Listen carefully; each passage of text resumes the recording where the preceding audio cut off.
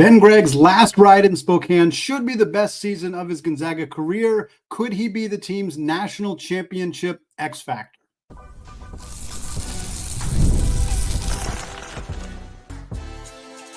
You are Locked On Zags, your daily podcast on the Gonzaga Bulldogs. Part of the Locked On Podcast Network, your team every day.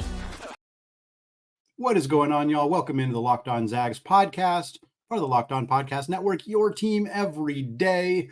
I am your host and longtime Gonzaga podcaster, Andy Patton, here to bring you news and updates on all things Zag athletics. Folks, today's episode of Locked On Zags is brought to you by FanDuel. Place your first $5 bet, and you will get started with $200 in bonus bets guaranteed. Just visit FanDuel.com to get started. Well, it is October officially. Craziness in the Kennel is just a few days away. The Zags' first action against an opposing team will be later this month when they play USC in that charity exhibition game on October 26th. And then boom, November 4th, Gonzaga Baylor, Spokane Arena, getting the season kicked off with a bang, so close to getting there. And what that means here on Locked On Zags is that we are starting our season preview series. For those of you who are longtime listeners to the show or semi-longtime listeners to the show, every year we do a preview series where we talk about every player on the roster. We also do a review series at the end of the season, kind of going back over what we talked about in these preview episodes, and then kind of taking a look back at them at the end of the year. In these preview episodes, what we like to do is we do one player for each episode. We'll talk about every player on Gonzaga's roster. We will talk about their history, how they ended up here in Spokane. For some guys, it'll be a very quick conversation. For some, it'll be a little bit longer, depending how long they've been in the program. Then we're going to do best and worst case scenarios for the upcoming season. These are going to be based on how the best case and worst case scenarios for said player, and as they're going to be without injuries and within reason. Every player's best case scenario is that they win the National Player of the Year. That's not realistic for every player, but we'll talk about which players on Gonzaga's roster that might actually be a reality for them. And then we're going to close out the show talking about the more realistic expectations, the role we think each player is going to have this year, the expectations, and then their future. Are they got 3 more years of eligibility? What might that look like? Are they in their final year of eligibility? Are they an NBA draft prospect? All of that stuff. Today, we start with the same player we started with last year. We're talking about baby Ben Gregg, as reported by his father, Matt Gregg. That's what he refers to him as, but Ben's not a baby anymore. Ben has been in Gonzaga's system for a very long time. He's the longest tenured player on Gonzaga's roster. He is entering his final season. I will talk about his history here. Ben was a 4-star forward from Clackamas, Oregon, coming out of high school. He hadn't been pursued by Gonzaga at first. They were looking at Chet Holmgren. They were looking at Paolo Banchero, and they knew they weren't going to get Banchero. They pivoted. They made an offer to Ben. He accepted pretty much immediately, and in fact was so excited to become a Gonzaga Bulldog that he joined the team in the middle of what should have been his senior season of high school. And for those of you who don't want to go back and remember what the COVID times were like, we're going to do that quickly here, as because the high school basketball season in the state of Oregon was canceled. That happened in many other places outside of Oregon, but it allowed players who graduated early to then join their college a semester early and be eligible to play for the basketball team right away because their high school season was no longer happening. Ben opted to do that. He graduated from Clackamas in December of 2020, joined the Zags in January of 2021, played 18 games with Gonzaga. Complete garbage time. Obviously, he was still literally a high school senior at that time, played 3 minutes a game, just under a point a game. I think he had 17 points, 18 rebounds in those 18 games. It was just kind of an opportunity for him to get his feet wet and still be playing basketball, which he wouldn't have been able to do in Clackamas. His true freshman year came the following year in the 2021-22 season, but Ben was playing behind a couple of guys you might have heard of: Chet Holmgren, Drew Timme, and Anton Watson.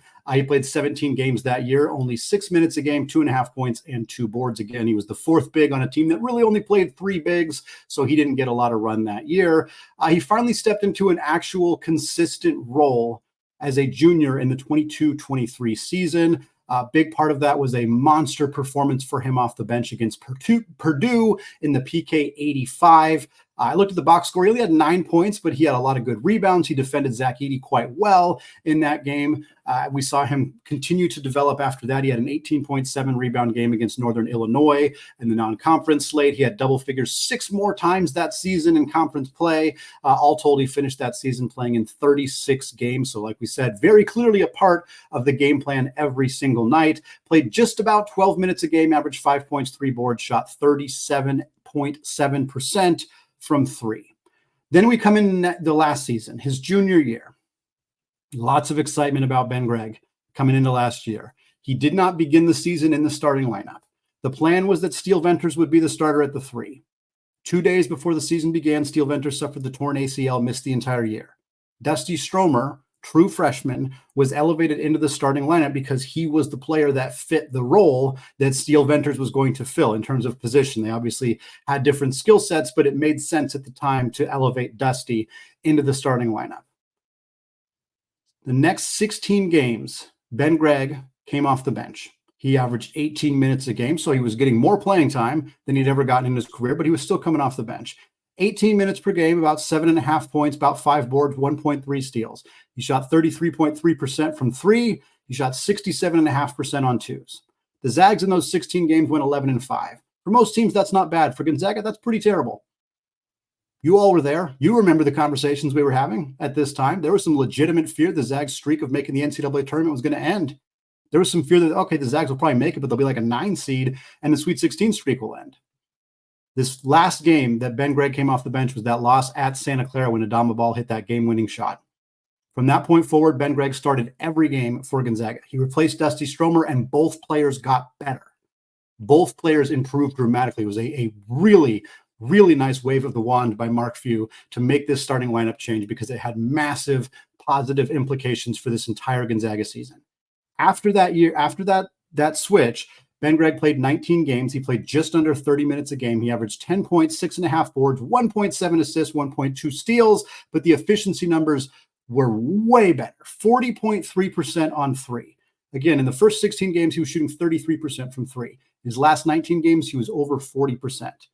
And on 2, in the first 16 games, he was 67.5%. And you're probably thinking, well, there's no way he improved that much off of that. Yeah, he did. He did. The last 19 games of last season, Ben Gregg, and this number blows me away every time I see it, Ben Gregg on 2-point field goal attempts shot 78%. That's absurd. Obscene. More than 3/4 of his shot went in. Dang near 4/5 of the shot attempts that Ben Gregg took from 2-point in the second half of the season went in. Unbelievable levels of efficiency. The starting lineup move worked because Ben Gregg and Anton Watson were able to kind of play a hybrid 3-4 roles respectively.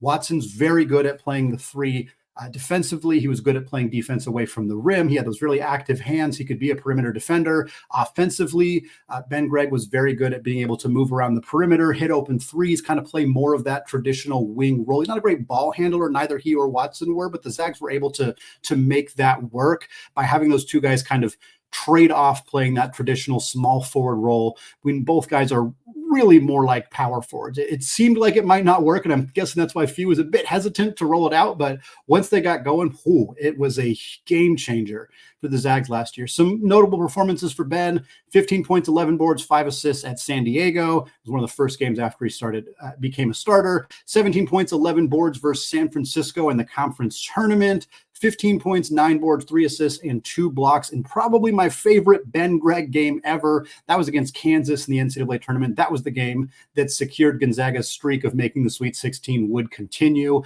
And while there was a lot of great performances in that game, Ben Gregg was a huge catalyst for the Zags continuing that streak and taking down Bill Self and the Jayhawks. So what's next? That's the big question. Ben is one of many key returners for the Zags this upcoming season. In fact, I think you could make a strong argument that he is the most important player for this team's NCAA tournament and national championship hopes. We got more on that coming up in just a second. But first, folks, let's talk about Roy. Have you guys heard about Roy? It stands for Return on You, and it's a new platform that lets you, the fans, get involved in NIL like never before by making contributions directly to your favorite athletes. By supporting players directly, you can help shape rosters, retain talent, and keep your favorite athletes out of the transfer portal. NIL has changed the game for athletes. Roy changes the NIL game for fans. Why use Roy? You can get exclusive content access. When fans contribute to a successful campaign, they receive access to exclusive content from the athlete, such as their announcement decision, behind-the-scenes footage, and other personal reflections. Download Roy for iOS or Android and enter the referral code LOCKEDON, and you'll be automatically entered into a sweepstakes to win $5,000 cash. Visit joinroy.com for additional details. No purchase necessary, void where prohibited. Get off the sidelines and get into the NIL game with Roy. All right, folks, segment 2, still Andy Patton, still Locked On Zags podcast. And folks, we're still doing our first season preview episode here as we get closer and closer to November and the start of the 2024-25 college basketball season for the Gonzaga Bulldogs. Today, we're talking Ben Gregg. We talked about his history, how he ended up at Gonzaga, what he's done throughout the last 4 years of his Gonzaga basketball career. Now I want to pivot and talk about this upcoming season. And we're going to do it through the lens of what we're determining are the best and worst case scenarios for Ben this upcoming season. We'll then close out the show talking about where we think he's actually going to land, somewhere in the middle between those best and worst case scenarios, as well as the future for Ben Gregg as a basketball star. I said at the top, I'll say it again here. The best case is within reason. The worst case is without injury. Every player's worst case scenario is they get hurt and miss the year. If injuries are a part of a player's history, we will discuss them as appropriate, but just saying, well, the worst case scenario for this player and that player and that player is that they get hurt and they miss the year. It's pretty boring analysis. It certainly is not ideal, and we've seen it now with poor Steel Ventures the last couple of years, but we're not going to dig into that in terms of the worst case scenarios. And the best case scenarios, they have to be within reason. Is it possible for Ben Gregg to win National Player of the Year? I suppose. I'll tell you right now, it's not something we're going to discuss necessarily in his best case scenario. And certainly for players who are not expected to start or play big minutes at all, we're not going to elevate the best case scenarios to something outside the realm of possibility, or at least high likelihood. Just again, doesn't really serve us very well to say, well, he's either going to win National Player of the Year, he's going to get hurt. Sure, those two things are the spectrums here, but let's kind of keep it a little bit tighter. With Ben Gregg, the best case scenario for him is steady improvement, which we have already seen year over year, continues. He continues to improve statistically, more points, more rebounds, more assists, higher efficiency, all those things continue because that has been his trajectory. He hasn't stagnated. He hasn't dipped. He has pretty much improved in almost every major area. Obviously, in playing time has gradually improved as well, but we have not seen him dip efficiency-wise as his playing time has gone up. And in the best case scenario, that's going to continue to be the case. The best case scenario for Ben Gregg is that he starts every game this year, quite likely alongside Nembhard and Hickman and Graham Ike and Michael Ajayi. It is rare for Mark Few to bench a player who has starting experience, who is a senior. It would be hard for me to imagine that Ben Gregg wouldn't start this upcoming season. The best case scenario for Ben Gregg is that he plays 30-plus minutes a night. He played 29 minutes a game last year as a starter. The best case scenario is that there's a slight uptick from that this year. As a full-time starter, 30, 31, 32 minutes per game, and he posts career highs across the board, like we said. The best case scenario for Ben Gregg is that the efficiency doesn't take a hit. And again, last year, when he played 18 minutes a game as a bench player, and when he played 29 minutes a game as a starter, his efficiency not only didn't decrease like sometimes you would expect for a player with more opportunities. It in fact increased dramatically. He went 10 percentage points higher as a 2-point shooter, 7 percentage points higher as a 3-point shooter. The best case scenario for Ben Gregg is that those numbers continue to increase, or at least do not decrease. There is a limit to how much more those efficiency numbers can increase if we're being honest. Last year, Ben Gregg shot 73.3% from two. Again, he shot 78% in those 19 games as a starter.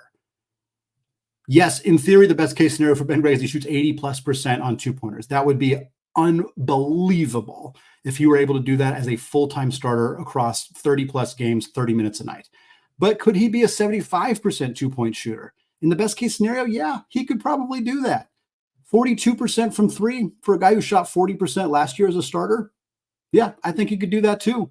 He's been 37.7% in each of the last 2 seasons total. I wouldn't be surprised to see a best case scenario where Ben Gregg is not only over 40%, but somewhat substantially over 40% from 3 while shooting 70 plus, maybe even 75 plus percent from 2-pointers. Again, we're talking best case scenario. That could be the case for Mr. Ben Gregg.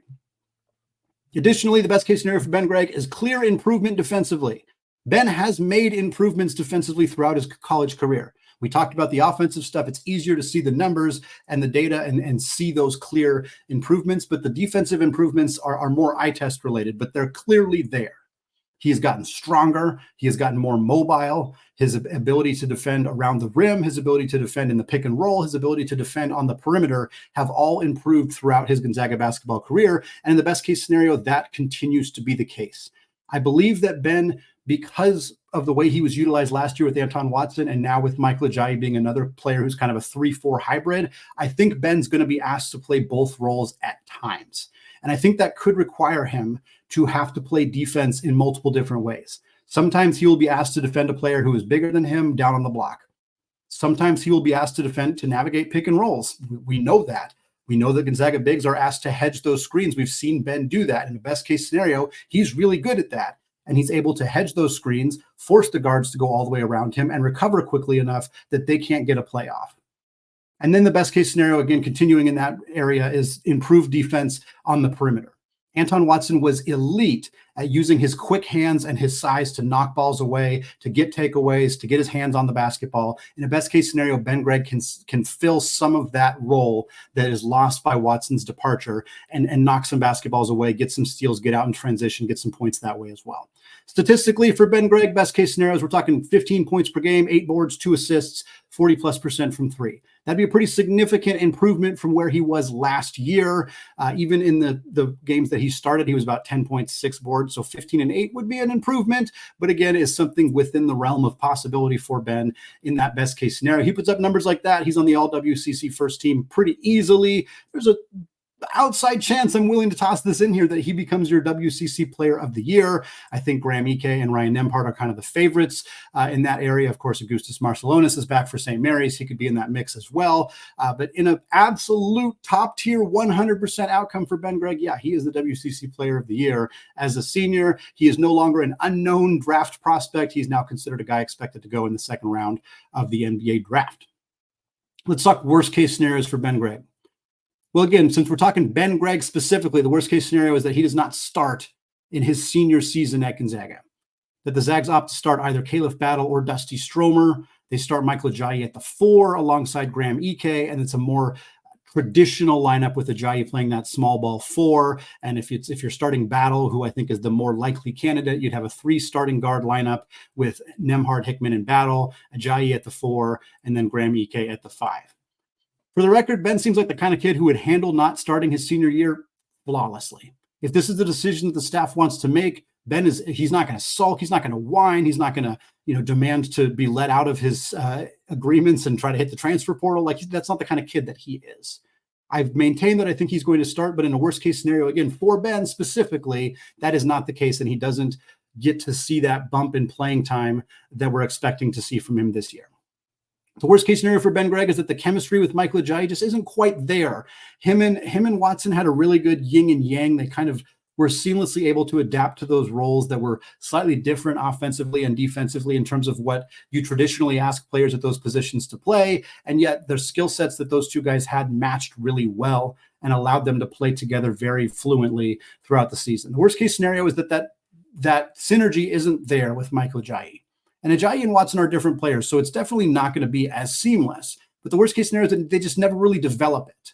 It doesn't really work the way that it worked last year between those two. And that could result in a situation where they're not playing as many minutes together, which could be a decrease for both of them. It could be a decrease for Ben. It could be more of those small ball lineups with 3 guards. This team has a ton of depth, which is fantastic for the Zags, but it also means individual players really need to be able to step up and prove their worth. Ben has obviously proved himself insanely valuable, but if the lineups that they want to run aren't working, somebody's going to have to lose playing time. And in a worst case scenario, that person is Ben Gregg. Worst case scenario for Ben is that the efficiency that we saw last year dips. In some spots, it could dip considerably. Ben's probably, I don't want to say not, but it wouldn't be surprising if he didn't shoot 73% from two again. But a worst case scenario isn't 71%. A worst case scenario is like 64 or 62% on two. So that's a dramatic drop for Ben Gregg in terms of his efficiency around the rim. For three-pointers, it's back down below 35, maybe below 34. Again, that would be a surprising drop for Ben, but it's well within the possibility of a worst case scenario where he's just not as good of an outside shooter as he's been the last couple of years. And the efficiency around the rim and on those 2-point shots just isn't, it's still good. 65% if he's there is still good, but it's not nearly as good as it was last year. The worst case scenario for Ben Gregg is that the defensive improvements we've seen stall out. He's either not quick enough to defend in pick and rolls, he's not strong enough or tall enough or long enough to defend around the rim, and he struggles defensively on the perimeter. Probably not all three of those things. Certainly that would be the worst case scenario, but you don't see improvements in some of those areas, and he becomes difficult to play in certain lineups. You can't play him against certain players. He's just not as versatile as you want him to be because of some liabilities on the defensive end of the floor. The worst case scenario for Ben Gregg doesn't involve his stats just like completely plummeting and his efficiency numbers just tanking. The worst case scenario is more that the improvements we're expecting or hoping to see aren't really there, and that he is a fine player and a fine role player who doesn't really elevate the team or impact the team individually as much as we are expecting that he does. From an awards perspective, the worst case scenario for Ben Gregg is that he's not in consideration for the all WCC first team or any of the teams. And we're not even really talking about, oh, Ben was snubbed because he didn't make any of the teams, and he does not put himself in a position to be a draft prospect. He's not at the G League Combine. He's not at the NBA Draft Combine. He's not showing up on mock drafts. He's just a guy who finishes his Gonzaga basketball playing career on not as high of a note as expected and kind of just ends up playing professionally overseas or something like that without a lot of fanfare. Well, folks, we're going to close out the show talking about our more realistic projections for Ben. As you could probably guess, with the tent poles being best and worst case scenario, we're going to land somewhere in the middle with Mr. Ben Gregg this upcoming season. We're also going to talk about the NBA draft stock for baby Ben, all coming up in just a second. But first, folks, let's talk about FanDuel. NFL fans, you can start the season with a huge return from FanDuel, America's #1 sportsbook. Right now, when you get a hunch in the middle of a game, you can check out the latest stats, view live play-by-play, and so much more, all on the same page where you place your bets. And you'll get started with $200 in bonus bets guaranteed when you place your first $5 bet. There were not Player of the Year odds for Ben Gregg winning the Naismith Award at the end of the year. Not surprised about that. There are still, however, the same odds for the Gonzaga Bulldogs to take home the 2025 National Championship trophy, plus 2,000 odds right now, tied with North Carolina, ahead of Arizona and Baylor. If you're feeling good about this Gonzaga team, it's October. You are ready to roll all things Gonzaga basketball. Head to FanDuel.com. You get $200 in bonus bets, whether your bet wins or loses. Folks, that's FanDuel.com, America's #1 sportsbook. All right, folks, closing out the show, finalizing our final season preview episode for Mr. Ben Gregg. This will be the last preview episode we do for Ben. We'll of course do a season in review episode at the end of the year, talking about Ben. We'll probably talk about him as a draft prospect throughout the offseason as well. But now we close out the show talking expected role, expected production, and his future, what we expect for him outside of his Gonzaga basketball career. I've said it multiple times on the show, so this will not be a surprise, but I'm going to say it again. I believe Ben Gregg will start in his final season at Gonzaga. I will believe he will start at the 4 with Michael Ajayi playing the 3, Graham Ike playing the 5, and of course, Ryan Nembhard and Nolan Hickman playing the 2 guard positions. As I said before, it is very rare for a player who has previous starting experience, especially a player who started the most recent 19 games that Gonzaga has played. It is extremely rare for a player coming into his senior year to not be a starter with that in mind. Mark Few and the staff really value loyalty. They value player development in an era where that is a bit more rare than it used to be, where you see more teams not only supplementing their roster, but building entire rosters out of players in the transfer portal. And you're not seeing as many guys stick it out in the same system for 2 or 3 or 4 different years. The Zags still have a lot of that. Not quite as much as they've had in the past, but they still have a lot of player development success stories, guys who spend multiple years in the program, who continue to improve and who are rewarded with additional playing time at the end of their careers because of their success within that player development system. Ben Gregg is a tailor-made example of this. Look at his basketball reference page. Every single stat, he has improved year over year. Obviously, the playing time has improved dramatically year over year as well, but that's part of the story.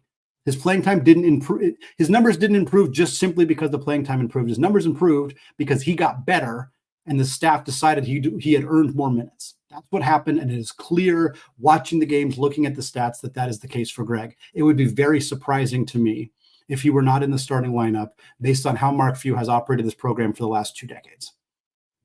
I think the minutes for Ben Gregg are going to be very solid as well. He played 29 minutes a game last year as a starter. I think that's a good place to start in terms of projecting Ben Gregg's minutes next year. Well, I wouldn't be surprised if it's a tad lower than that. Last year's team had very little depth, and so Ben and everybody was really expected to play a lot of minutes. Graham Ike also played 25 minutes a game last year because he dealt with a lot of foul trouble throughout the season. If that continues to be a problem for Graham, it could result in Ben playing more minutes because I think he could fill in as a small ball 5 in certain lineups. He could play alongside Braden Huff in certain lineups as well. But I think ultimately Ben's going to play 25 to 28 minutes a game. Because we're also going to see a lot of 3-guard lineups. We're going to see those Caliph Battle, Ryan Nembhard, Nolan Hickman lineups.